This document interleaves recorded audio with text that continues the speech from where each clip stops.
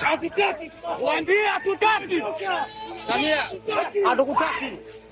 Hatukutaki Samia.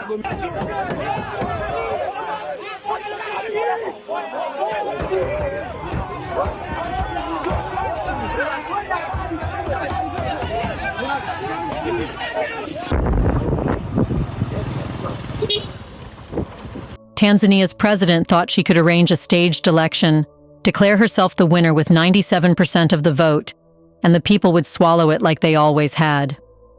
She miscalculated.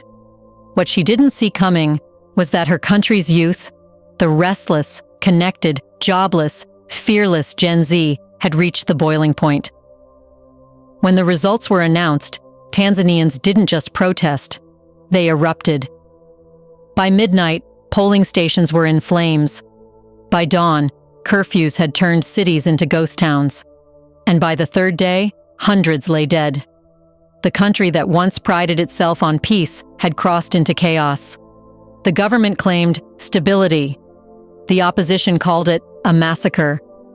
And as the death toll climbed to nearly 700, one question began echoing across Africa. Had Gen Z just taken control of a country? In this video, let's find out.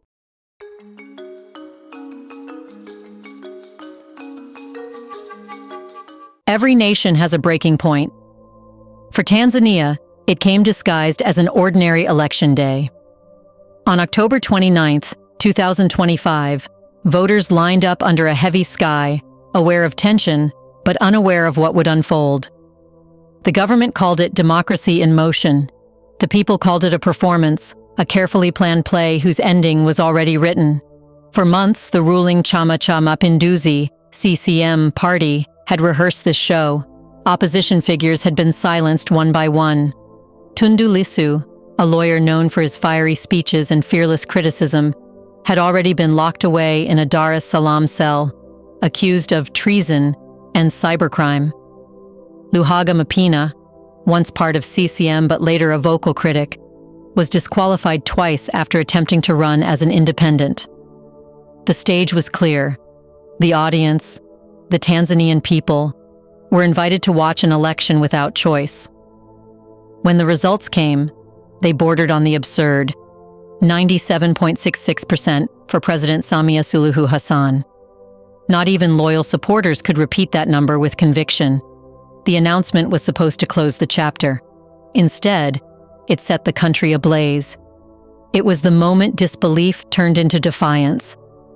By midnight, what had been an election had become an eruption. Across Dar es Salaam, Mwanza, Arusha, and Morogoro, young Tanzanians poured into the streets. Their chants began as protest songs, but grew into the rhythm of revolt. The election, meant to secure power, instead stripped the illusion away. What had been silent frustration for years finally found its voice. The movement that followed wasn't led by party leaders or political veterans. It was driven by Gen Z, the connected, restless digital natives who had grown up seeing the world through glowing screens, but living inside systems that ignored them. They had watched their parents vote every 5 years only to return to the same reality. They had seen reformers jailed, activists disappear, and promises recycled like old campaign posters. But this time, they refused to play the role of spectators. The internet had given them language, and frustration had given them unity.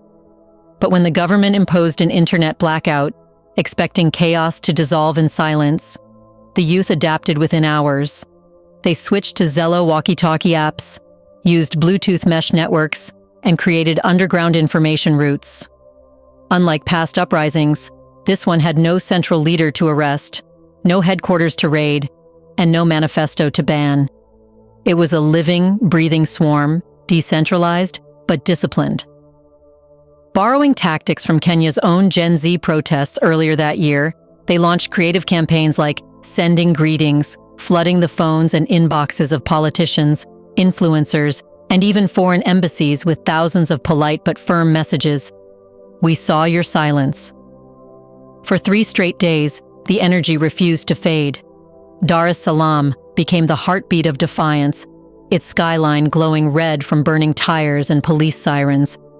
In Arusha, armored trucks faced unarmed students armed only with courage and cell phone flashlights. In Mwanza, hospital corridors filled with the wounded faster than doctors could treat them. Yet, in every corner of the country, one message pulsed through. We are not afraid anymore. Their parents had voted for change. They were fighting for it.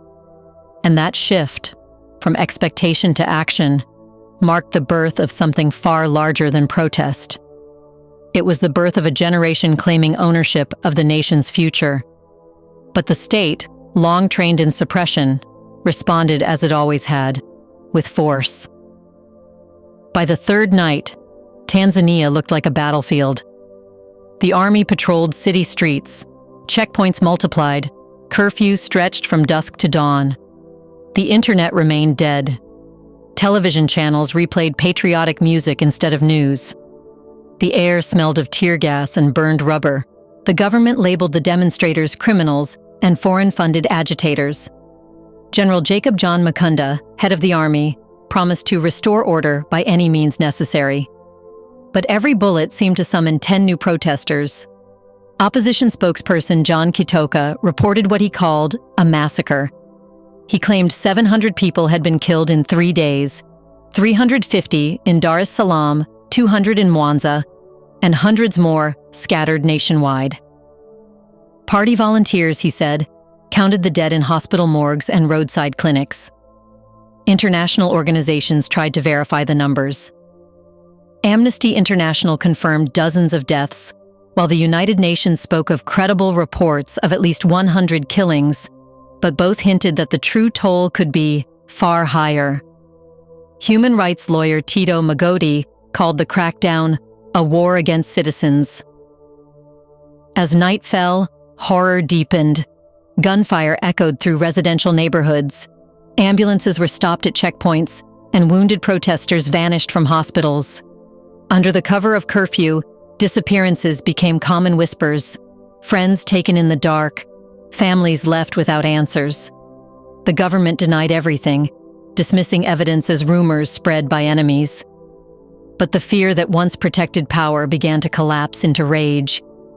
Tanzania's people had seen enough, and the world had seen too much. Before we continue further, tell us, are you enjoying the video? If yes, please like and share the video and subscribe to our channel to watch more videos on Black Africa. Let's continue now.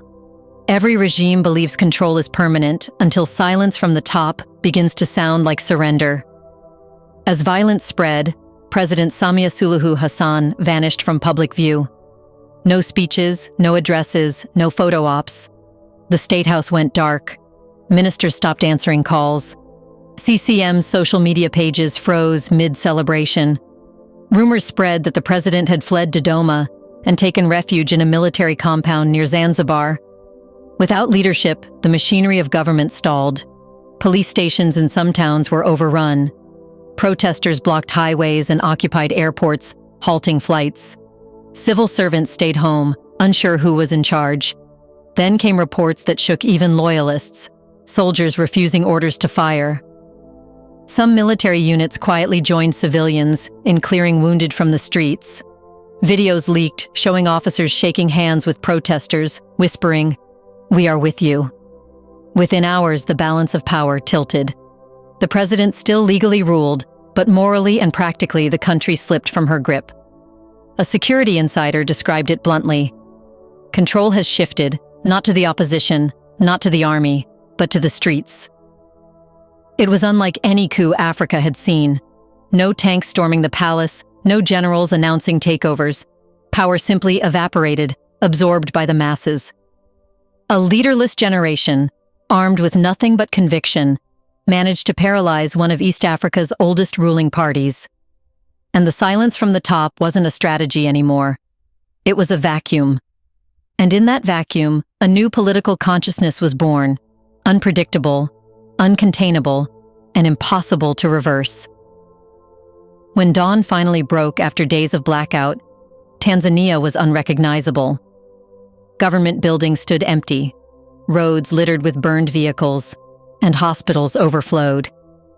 The opposition called the election an open coup against the will of the people and demanded a transitional authority to prepare genuine polls.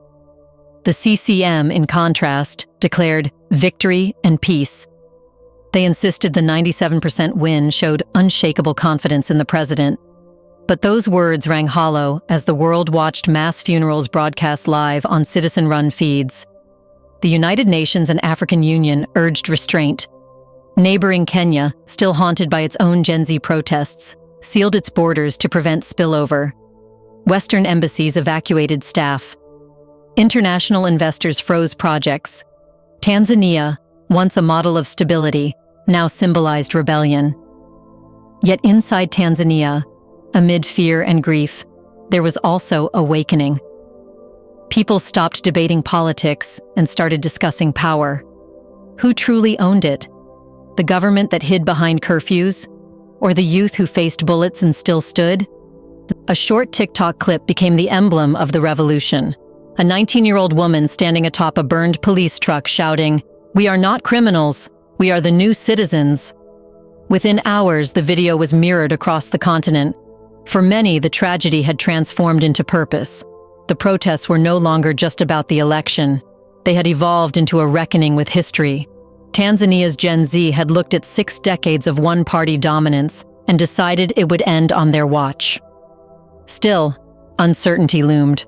Would the uprising birth democracy or descend into chaos? Could the opposition translate rage into reform? Would the military step in as protectors only to become new rulers? These questions hung heavy, unanswered, as both hope and fear filled the same streets. What do you think? Will Tanzania's president step down and allow a real election to be held? Or will she try to use iron hands to suppress the protests and be overthrown by the people by force? In the comment section below, share your thoughts on what we are witnessing in Africa, where the youth have become the enforcers of justice and law. Do you want to watch more videos like this one? If yes, subscribe to our channel and press the bell icon next to it. We bring videos on Black Africa, its history, rich arts and culture, and things the world should know about. Thanks for watching, and until the next video, stay tuned.